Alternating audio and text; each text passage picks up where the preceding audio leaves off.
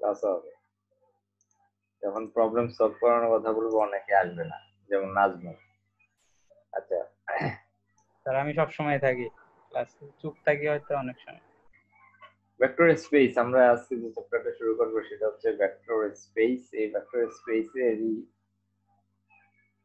আমরা যে টপিকসটা পড়াবো আপনারা নোট করে রাখবেন যে কি পড়াইলো ফাইনাল এক্সামের স্টার্ট, এখানে কি কি টপিকস পড়াইলো এগুলা নোট করে রাখেন। যে শুরুর টপিকসটা হচ্ছে linear combination of vectors.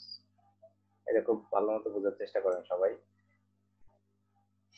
Linear কম্বিনেশনটা হচ্ছে ধরেন ভেক্টর স্পেস। ভেক্টর স্পেসের শুরুতে আমরা একটু ভেক্টর স্পেসের ডেফিনিশনটা আগে বুঝার চেষ্টা করি, তারপর এখানে আসি ভেক্টর স্পেসটা কি।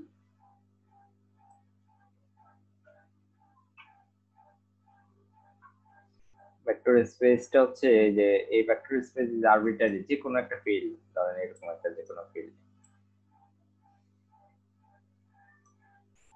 এই ফিল্ডের মধ্যে একটা নন এমটি সেট, মানে ফাঁকা সেট না, এরকম একটা এলিমেন্ট নন এমটি সেট ভি। এটা এই ভি এর কিছু এলিমেন্ট আছে, ভি1 ভি2 ভি3, এগুলাকে ভেক্টরস বলা হবে, বা ভেক্টরস বলা হবে যদি দুইটা অপারেশন প্রেসক্রাইব করে, মানে দুইটা অপারেশন যদি স্যাটিসফাই করে, একটা vector addition u plus v, আর স্কেলার মাল্টিপ্লিকেশন। স্কেলার মাল্টিপ্লিকেশন মানে একটা আলফা ভি, ভেক্টরের সাথে একটা স্কেলার থাকে, এটা যদি গুণ আকারে থাকে, আর দুইটা ভেক্টর যদি যোগ আকারে থাকে তাহলে তখন আমরা বলবো এটা একটা ভেক্টর স্পেস। ভেক্টর স্পেসেরই আমরা একটা পার্ট, সহজ যে পার্টটা ওইটা নিয়ে আমরা শুরু করবো, সেটা হচ্ছে লিনিয়ার কম্বিনেশন অফ ভেক্টরস। এটা একটু আগেই বলছিলাম, ভিটা কি, ভিটা কি ভেক্টর। কি করতেছেন আপনারা? Mehedi Hasan, sir vector space sir. Vector space over the field, এই ফিল্ডের মধ্যে। এখন ছোট ছোট কয়েকটা ভেক্টর, ধরুন ভি1 ভি2 ভি3, এগুলা বিলংস টু ভি, মানে এই সবগুলা ভেক্টর কিসের মধ্যে আছে?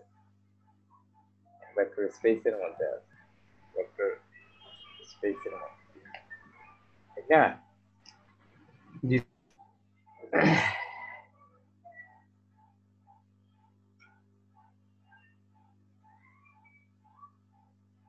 তাহলে linear combination of A vector, any vector, যে কোনো ভেক্টর যদি এই ভেক্টর স্পেসের মধ্যে থাকে, যদি থাকে তখন আমরা এটাকে linear combination of V1 ভি2 VN বলা হয়। ভি1 এটাকে লিনিয়ার কম্বিনেশন ভি1 ভি2 ভিএন এর লিনিয়ার কম্বিনেশন বলা হয় ইফ এন্ড অনলি ইফ এটার সাথে যদি একটা স্কেলার থাকে,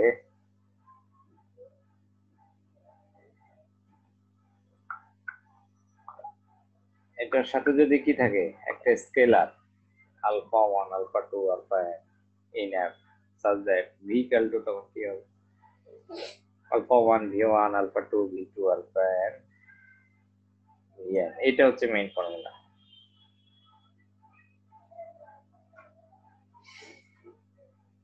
বুঝছেন নাকি?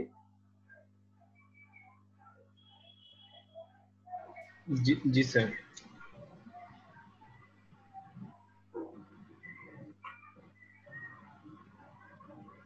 v equal to alpha 1 v1 alpha 2 v2 alpha n vn। তাহলে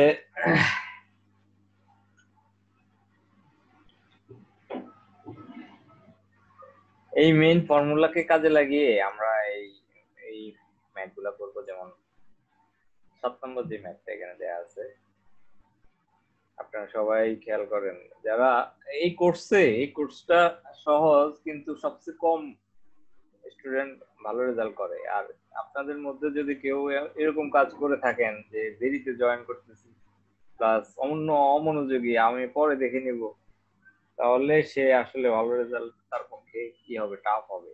আমি আবারও বলে দিতেছি, প্রায় সময় এই কথা বলি, টাফ হবে। আপনারা সবাই খুব মনোযোগী, আর যে আমার সাথে সাথে রেসপন্স করবে তার রেজাল্ট ভালো হওয়ার পসিবিলিটি বেশি, কারণ সেই ক্লাসেই যদি জিনিসটা বুঝে যায়।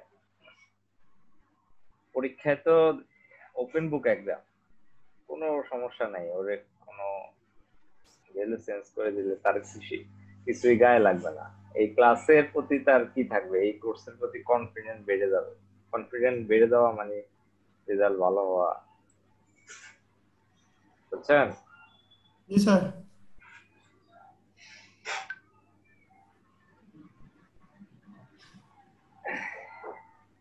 আচ্ছা, এবার আমরা আসি যে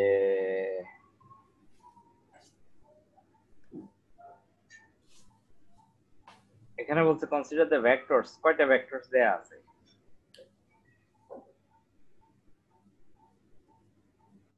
এখানে? স্যার তিনটা স্যার। তিনটা ভেক্টর। হ্যাঁ, তিনটা স্যার। তিনটা ভেক্টর, এই জন্যই এটা 3 R3 দেয়া। যদি দুইটা থাকতো R2 হইতো। ওকে, বলা আছে যে শো দ্যাট এই ভেক্টরটা মানে ভি এর এই ভেক্টরটা, একটা ম্যাথ আমি বলবো কারণ আমি জানি যে বাকি সবগুলো ম্যাথ একই রকম। একটা ম্যাথ আমি বুঝাবো, আপনারা খুব মনোযোগ দিয়ে বুঝবেন, বাকিগুলো একই রকম। আচ্ছা, তাহলে ভিটা বলছে এই যে লিনিয়ার কম্বিনেশন, এইটা এই ভিটা এই তিনটার সাথে লিনিয়ার কম্বিনেশন আকারে আছে। v1 v2 v3 এই তিনটার সাথে কি আকারে আছে? লিনিয়ার কম্বিনেশন আকারে আছে।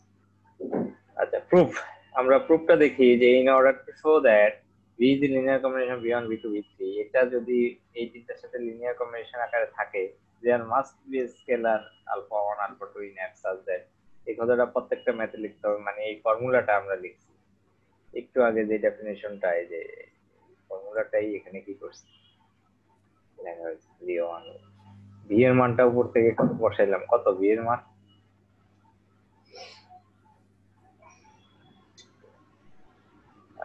সাউন্ড নাই স্যার। স্যার এই বিষয়টা তো স্যার বুঝলাম না স্যার, মানে ও আচ্ছা স্যার বুঝছি স্যার, ওই যে b1 এর মান b2 এর মান আর b3 এর মানটা দেওয়া বুঝছি আছে তো স্যার। এটা আপনি বুঝেন নাই মানে আপনি অমনোযোগী। এই ক্লাসে আপনাকে ফুল অ্যাটেনশন বসাইতে হবে ক্লাসের প্রতি। কোনো আপনি ফেসবুকের মেসেঞ্জার অপশন, কোনো অপশন কি করতে পারবেন না, খোলা রাখতে পারবেন। খোলা রাখলেই আপনার ওখানে কি হবে, মনোযোগের দিক নিতে হবে। ধরেন আপনি বোঝা জিনিস যদি হইতো এই জিনিসটা, তাহলে আপনারা কি করতে পারেন, অন্যদিকে অ্যাটেনশন দিতে পারতেন। কিন্তু আপনাদের এখানে আমি ড্যাম শিওর যে 15 জন, মানে আমি ছাড়া 14 জনের মধ্যে প্রায় 10 জনই আছেন যে অন্য কোনো চিন্তা, অন্য কোনো মেসেঞ্জার, ফেসবুক এই সেই ইয়াতে ইনভলভ আছে। এরা কারা আমি সেটাও আন্দাজ করতে পারছি। এরা মার্কস কম পাবে, আমি কারা স্যার? গ্যারান্টি দিই। এটা তো বলবো না, দিন শেষে যখন মার্কস কম পাবেন আপনি বলতে পারবেন না আমি কেন কম পাইলাম। ওকে, বি এর মানটা কত তাহলে? 595 595। আলফা 1 এগুলাতে স্কেলারিটি পাশে থাকবে, v1 v2 v3 তিনটা মান আমার উপর থেকে বসাইলাম কোশ্চেনে। এবার রাইট সাইডে এটা গুণ করছি, এটার সাথে এটা কি মাল্টিপ্লাই করলাম, আলফা 2 এর সাথে গুণ, আলফা 3 এর সাথে গুণ করার পর আলফা 1 এখানের আলফা 2 এখানের আলফা 3, এই তিনটা ফার্স্ট তিনটা দিয়ে কি বানাইলাম?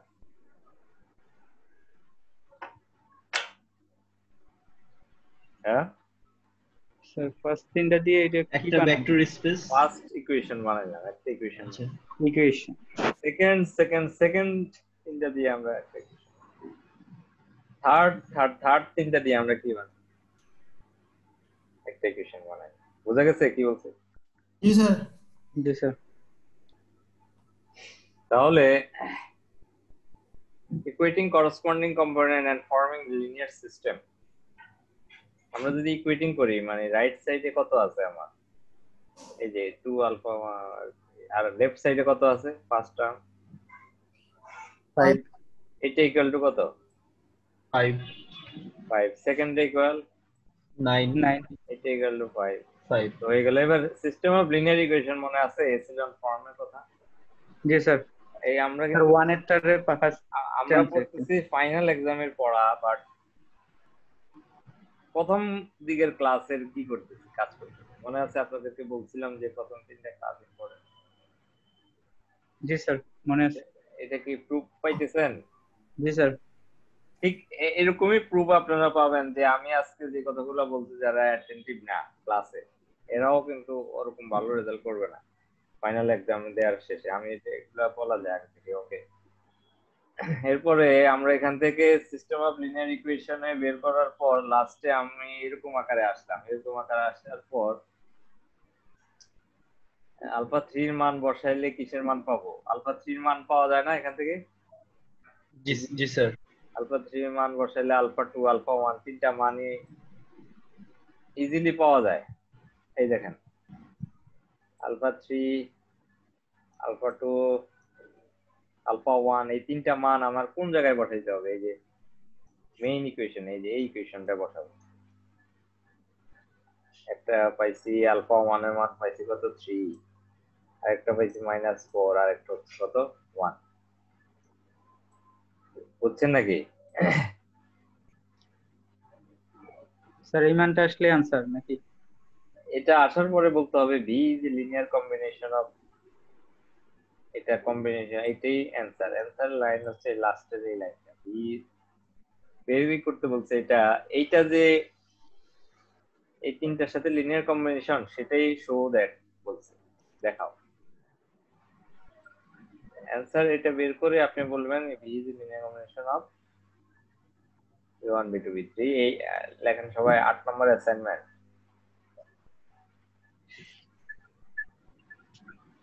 সাপোজ পরেরটাতে ক্যালকুলেশনের পরে আমার এরকম আকার আসলো, এটা কি তাইলে? জিরো ইকুয়াল টু কনস্ট্যান্টটা কি?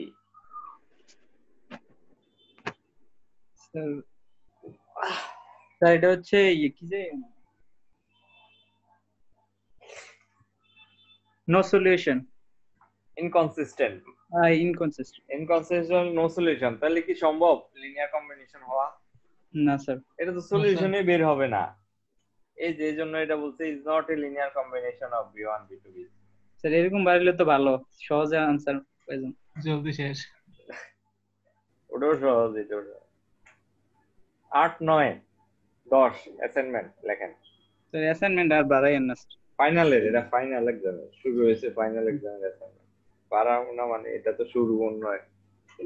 স্যার 8 9 10। হ্যাঁ হ্যাঁ। স্যার ফাইনালের জন্য কয়টা অ্যাসাইনমেন্ট দিবে? কয়টা ম্যাথ?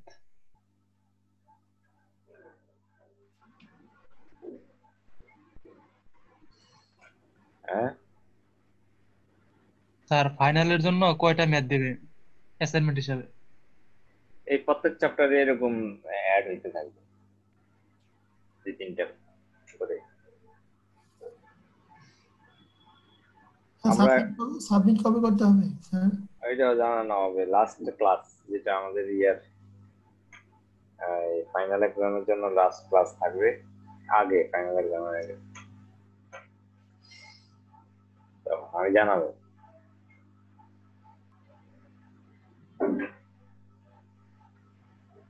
ওকে, তবে আপনারা এই ভালো করার পসিবিলিটি কম, এই ব্যাচের স্টুডেন্টদের মধ্যে আগ্রহ কম, রেজাল্ট ভালো হবে কম, এটা আপনারা শিওর থাকেন। মোটামুটি একজন ছাড়া আর বেশিরভাগই অত ভালো রেজাল্ট করতে পারবেন না এই ব্যাচে। ওকে, কারণ এতে আমি দেখতেছি সিরিয়াস স্টুডেন্ট নাই এই ব্যাচের মধ্যে, কোনো সিরিয়াস স্টুডেন্ট নেই, অমনোযোগী বা সে ক্লাসে কোনো রেসপন্সিভ না, এরকম সমস্যা।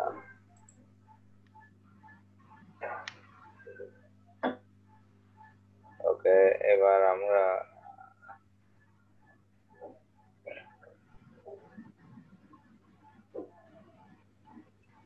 পরের চ্যাপ্টার পড়াবো। এর পরের দিন আমরা লিনিয়ার ডিপেন্ডেন্স ইন্ডিপেন্ডেন্স এর এই ম্যাথ গুলো করাবো।